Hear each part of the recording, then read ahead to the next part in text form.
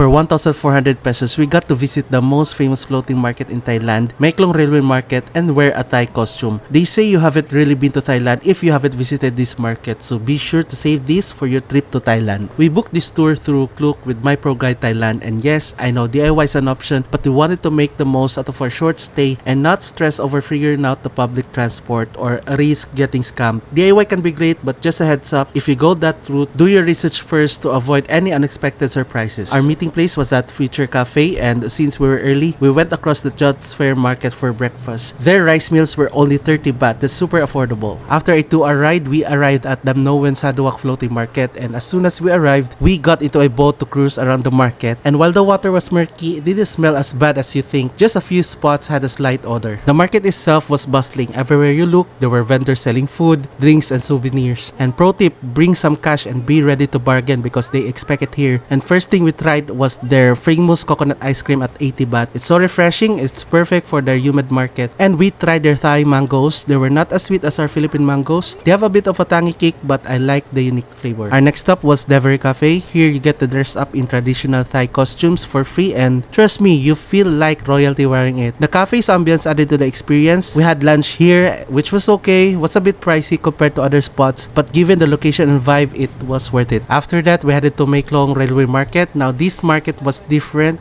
It was touristy but more like an authentic wet market with vendors selling fruits, veggies, and dry goods. And here's the best part. A train runs right through the market, and we watched the vendors pull in their tarps and move their goods to avoid the train, then put everything right back after it passed. It's such a unique experience, definitely a must-see. And while there, I couldn't resist trying some Thai milk tea. The taste was incredible. It was rich, creamy, and not too sweet, just how I like it. And before heading home, I grabbed some souvenirs like coin purses at 8 for 100 baht and fridge magnets at 4 for 100 baht. And finally, I have to give a huge shout out to our tour guide Nong Root for the tips and fun facts. He was a big help making the whole experience so smooth. To wrap up our day, we were dropped off at Jud's Fair Market. There's so much more to see here, so stay tuned for my next video where I'll show you around. Honestly, this tour was worth every baht. If you're planning to visit Thailand and want a hassle-free way to see these famous markets, I definitely recommend booking a guided tour like this. Not only do you save time, but you get all the insider tips and avoid any stress.